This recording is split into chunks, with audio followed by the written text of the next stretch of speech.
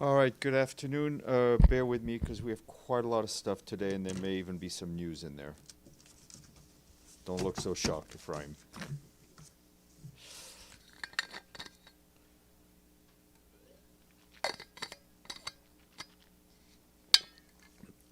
Just in a short while, I'll be joined by Edem Sornu, who, as you know, is the Director of Operations and Advocacy at OCHA, and she'll be here to brief you on her recent visit and travels to Sudan and Chad. Speaking of travels, later tonight, the Secretary General will travel to China to attend the Shanghai Cooperation Organization's Leaders Summit, taking place in Tianjin. At the summit on Monday, the Secretary General will address the SCO Plus session. He's expected to recall that as we are moving towards a multipolar world, we need to strengthen multilateralism, uphold the rule of law, and deliver for people as reflected in the Pact for the Future. He is expected to underline the unique position of the Shanghai Cooperation Council to help shape a more inclusive and sustainable future. While in Tianjin, the Secretary General is scheduled to hold bilateral meetings with President Xi, the President of the People's Republic of China, as well as the Foreign Minister of the People's Republic of China, Mr. Wang Yi. He will also expected to have a number of other bilaterals with leaders attending the meeting. We will share an update on those bilaterals as they happen. On Tuesday, 2nd September, the Secretary General will arrive in Port Moresby in Papua New Guinea at the invitation of the Prime Minister, James Marape. The Secretary General will take part in the events to mark the 50th anniversary of Papua New Guinea's independence. On Wednesday, the Secretary General is scheduled to deliver an address to the Parliament of Papua New Guinea, during which he will highlight how in just 50 years, in the land of over 800 languages and countless traditions, the people of the country have undertaken the task of forging a nation from profound diversity with a shared commitment to speak with one voice for peace, for dignity, and for progress. He will also emphasize that this is his first trip to the Pacific since the landmark advisory opinion delivered by the International Court of Justice, in which the region played a central role. You will recall that the opinion reaffirms that addressing the climate crisis is a legal obligation under international law. And finally, just to note that this will be the first visit to Papua New Guinea ever by a sitting UN Secretary General. The Secretary General will be back in New York on September 6th. Our Deputy Secretary General, Amina Mohammed, is in Santiago, Chile, at the invitation of the government. This morning, she delivered remarks at the World Summit on Teachers, organized by UNESCO and the government of Chile. Ms. Mohammed highlighted the future of teaching in the age of artificial intelligence, the global shortage of teachers, and the ongoing education financing crisis. She also spoke about the challenges faced by teachers in conflict settings. The Deputy Secretary General stressed that quality education is the foundation of everything the world hopes to achieve through the Sustainable Development Goals and the 2030 Agenda, which is healthy lives, a healthy planet, opportunities, a sense of belonging, equality, and peace. She also emphasized that without teachers, none of it is possible, adding that teachers are the beating heart of education, the cornerstone of sustainable development, and the guardians of our future, and we must support them. While in Santiago, she held bilateral meetings with the Minister of Foreign Affairs of Chile, Alberto van Klaverenstock, and with the Minister of Education of Chile, Nicolas Cataldo Astorga. She also met with the UN country team, as well as youth and civil society representatives, listening to their perspectives and their priorities, their challenges, and opportunities around sustainable development, human rights, and partnerships. Ms. Mohammed will be back in New York City tomorrow. In remarks delivered to you this morning, the Secretary General said that Israel's initial steps to military takeover of Gaza signals a new and dangerous phase. Expanded military operations in Gaza City will have devastating consequences, he warned. Mr. Guterres said the level of death and destruction in Gaza are without parallel in recent times. Famine is no longer a looming possibility. It is a present-day catastrophe, he added. The Secretary General also said that starvation of the civilian population must never be used as a method of warfare. And turning to the situation actually on the ground as we speak in Gaza, our humanitarian colleagues are deeply concerned about the risk of the looming Israeli offensive on additional parts of Gaza City. Some neighborhoods have already been seen deadly attacks in recent days. Our humanitarian colleagues said the impact of a full-blown offensive will be beyond catastrophic, not only for those in the city, but for the entire Gaza Strip. Our colleagues tracking population movements report that about 1,300 people fled from northern to southern Gaza yesterday and today. That brings the total number of north-south movement since August 14th, which was the day the plan for the offensive was announced. That brings that number up to 20,000. Displacement is also happening within the north itself. Altogether, since the 14th, 60,000 displacements originating from Gaza City have been recorded. Across the Strip, hundreds of thousands of families continue to live in overcrowded, undignified, and unsafe conditions at displacement sites. Today, the World Food Programme's Executive Director, Cindy McCain, called for faster approvals to move supplies into and within Gaza, as well as for safety for people to reach aid, for humanitarian workers to reach those who need support. And Ms. McCain also made the statement after visiting the Gaza Strip, where she saw the destruction and desperation firsthand. With famine now confirmed in Gaza, Ms. McCain called for the right conditions to be put in place so WFP can reinstate its vast network of 200 food distribution points, community kitchens, and bakeries. She visited a nutrition clinic that's keeping children alive and spoke to displaced mothers who described their daily struggle to survive, often searching for scraps of food but finding nothing. As WFP noted, there's been a moderate increase in the amount of humanitarian and commercial goods entering the Gaza Strip, but this is still far below what's needed to support 2 million people, many of them in extreme hunger. On a positive note, yesterday, for the first time since March, the Food and Agricultural Organization was able to provide vital animal feed to herders in Deir al-Balah. They announced that 200 herders received 200 kilogram sacks each, a crucial step to protect livestock and help curb the spread of famine. Meanwhile, OCHA says delays and impediments of humanitarian movements in Gaza continue, with movements that are approved by Israeli authorities still taking hours to complete.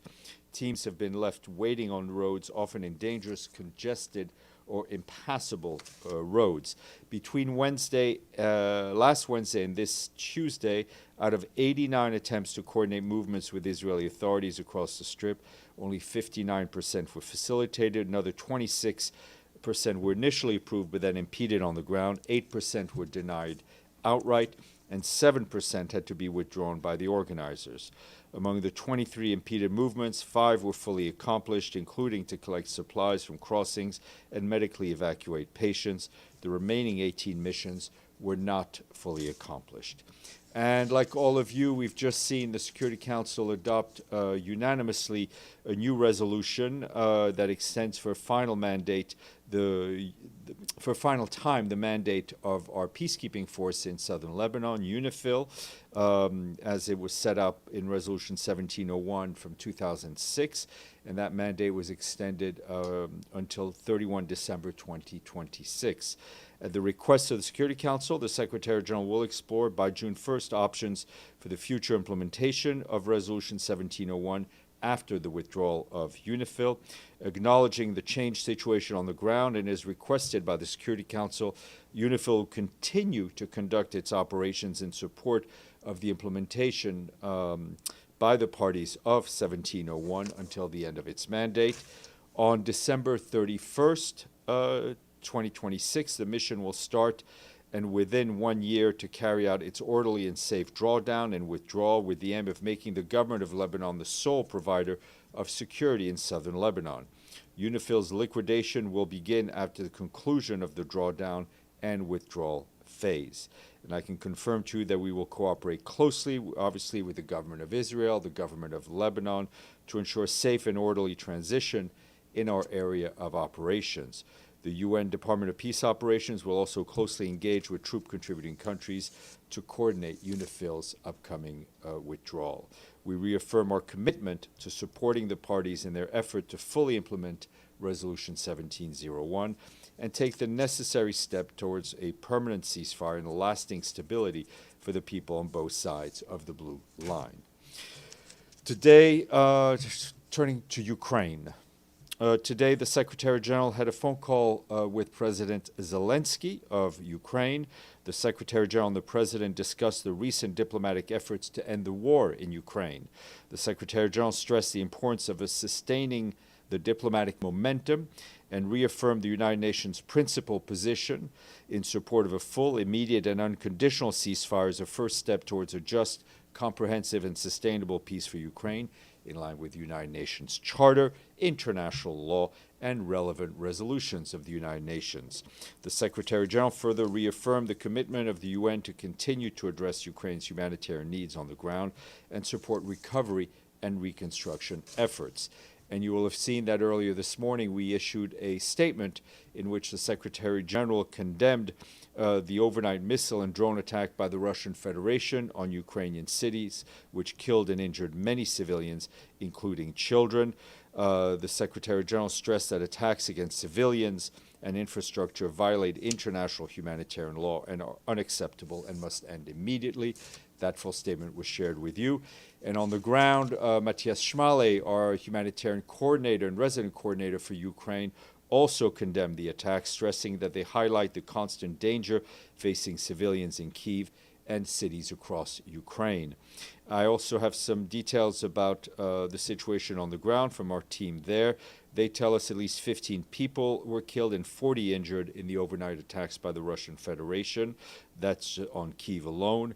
According to authorities, the strikes destroyed a 5-story building, damaged more than 100 residential buildings, a kindergarten, shopping center, media offices, and the premises of humanitarian organizations, and also damaged the office of the EU delegation and the British Council.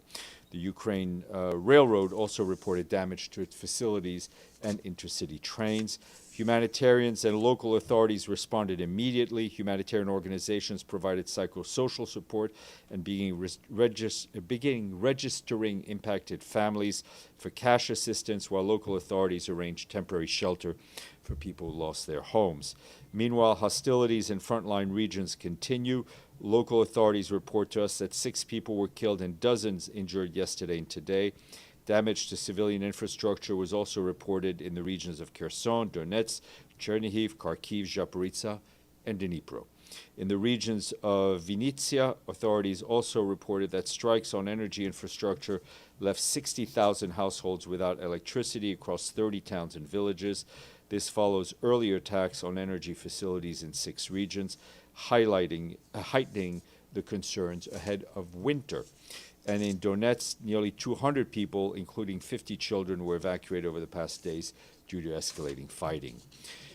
A number of you this morning have asked me about the letter sent from France, Germany, and the United Kingdom to the President of the Security Council in accordance to Resolution 2231.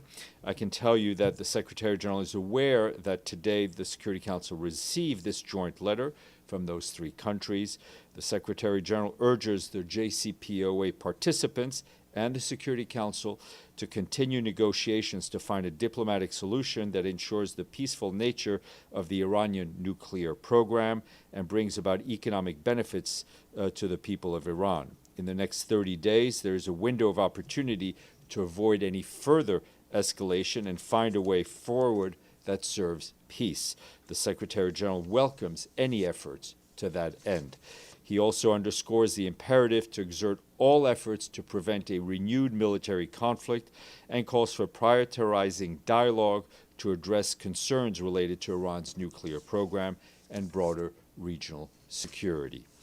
And this morning, if you can remember that far, the Secretary General also briefed the Council on Haiti, most specifically on the humanitarian situation. The people of Haiti, he said, are in a perfect storm of suffering, as he reminded Council members that the country remains shamefully overlooked and woefully underfunded. Turning to the plight of children, he said that children are bearing the brunt of this crisis. They are abducted, they are killed, they are recruited, and they are used and subjected to horrific sexual violence. These are crimes that scar bodies, minds, and futures, Mr. Guterres told the Council. On the political situation, he noted the emerging signals of hope and urged Council members to act without delay and authorize an international force supported by the UN through logistical and operational backing and predictable financing. Voluntary contributions to the National Security Support Trust Fund remain essential, but assessed support would ensure impact and sustainability, he said. Catherine Russell, the executive director of UNICEF, also briefed and said one of the defining features of the crisis is a rampant rights violations against children. She asked those sitting around the table in the Security Council to use all available leverage to protect children, to demand that all armed groups and end attacks on schools and hospitals, immediately release children from their ranks, and allow secure, unimpeded access for humanitarian workers to safely reach communities. And she called on donors to show solidarity with the Haitian people and contribute to the funding appeal. And as you will recall, Haiti is the least funded of all of our humanitarian appeals. Also, just to announce that the SG welcomes, the Secretary General welcomed today 2 new advocates for the Sustainable Development Goals. Masai Ujiri, co-founder of Giants of Africa and the former vice chairman and president of the Toronto Raptors of the National Basketball Association. And he also appointed Munima Mazzari, an award-winning advocate for disability rights, inclusion, and gender equality. Mr. Ujiri uses basketball as a transformative tool to create opportunities for youth across Africa and beyond, and Ms. Mazzari uses her voice and platform to champion marginalized communities. Our advocates for the SDGs are influential leaders who support the Secretary General in raising global ambition and action to achieve the SDGs. The group is chaired by Prime Minister Mia Mottley of Barbados. That's it. Gabriel. Thank you, Steph. On the J.C.P.O.A., you know we have this 30-day window, as you alluded to. We all know what happens at the end of September here. Is the Secretary General thinking, what's his thinking in terms of perhaps convening some diplomacy under his good offices when all the world leaders are here before that 30-day deadline kicks in? I'm sure this will be an issue raised in a number of bilaterals that the Secretary General will have. The decision now is up to Security Council member, but I think, as I've just stated, there is that window, right? And we hope that all J.C.P.O.A. participants will use that window to avoid any further escalation. And on UNIFIL, if I may, we've all read the resolution, so I'm not going to ask specifically about that, but what is the SG's thinking in terms of 2027? Is that the wind down period for the entire year, or how does he view that year? Yeah, I mean, it goes, the mandate will end at the end of 2026. Then there is a withdrawal period and then a liquidation period. I mean, it's sort of standard operating procedure. We saw it with our mission in Mali. That being said, he will present very soon options to the Council on how to continue to implement 1701. I mean, UNIFIL is a key element at this moment in the implementation of 1701. And as we tell you every day, almost every day, there's progress being made, right? I mean, the weapons caches, there's been stability more or less, but more than less, along the blue line since November's ceasefire was agreed upon. Deji. Also on UNIFIL, today in the Security Council chamber, we heard some member states, they said that some of the mandates of UNIFIL haven't yet to be met, has been failed to meet. And also, Israeli government obviously criticized UNIFIL, also failing of, disarm Hezbollah. So I just sort of want to know what is the Secretary General's reaction on this? Well, the best way for UNIFIL to fulfill its mandate is for all parties in the conflict to allow it to fulfill its mandate. But sorry, this Monday I asked you that Secretary General has a strong preference of NATO and the operation, but you said it's in the wise hands of the members of the Security Council to decide. What does he think about this result? Well, I mean, listen, the council. This is the organization that he runs, right? The Security Council creates and decreates peacekeeping missions. They've taken a decision, but let's look on the more positive side that there is an extension until the end of 2026. There will be options presented to the Council on how to continue to implement 1701, because 1701 remains a very relevant resolution, and it remains a very relevant part of our effort, along with the parties, to bring stability to southern Lebanon. Signore Vaccaro. Thank you, Stéphane. This morning, when the Secretary General closed his speech on the stakeout, he said no. He said no more excuses, no more obstacles, no more lies. What is that? What can we know exactly what he was referring about the lies? The truth is one of the first victims of war. And what we've always repeatedly called for, especially in this conflict, is for journalists to be allowed in, to report, to ensure that people know the truth about what is going on. But for the Secretary General, what is the biggest lie that in this conflict has been I'm not going to start to rank disinformation. And then another question on what we just saw with the Russian ambassador and what's going on with the Iran sanctions. The Russian ambassador at one point, answering a question, said that the action of Germany, France, and UK is equivalent to gangsterism. Say they're just gangsters and doing what they're doing. So what is the Secretary General opinion on what's going on with Iran in this moment about this issue of the sanction? I just shared it with you. Yeah, but is in this case I'm just saying, the Russian calling the Germans gangsters. I will be the last person to insert myself in the colorful dialogue between Security Council members. Yes, please. Thank you, Steph. I wanted to ask a slightly different question about the letter sent on behalf of more than 500 OHCHR workers to the UN High Commissioner for Human Rights, Chief Volker Turk.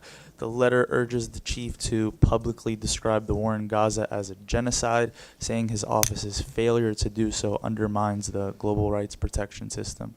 Just curious if there were any comments by the SG. The High Commissioner has been extremely vocal, extremely strong about what is going on in Gaza. I can tell you that he has the full and unconditional support of the Secretary General. As we've said here repeatedly, for the UN, the labeling of an event as a genocide is up to a competent legal authority. And I think if you look at the criticism that Mr. Turk has faced from the Israeli government, I think that should give you a pretty good picture of his position on Gaza. Okay, yes, sir, and then we'll go to our guest. The U.S. ambassador said that the U.S. and Panama would table a draft resolution on the next Haiti force.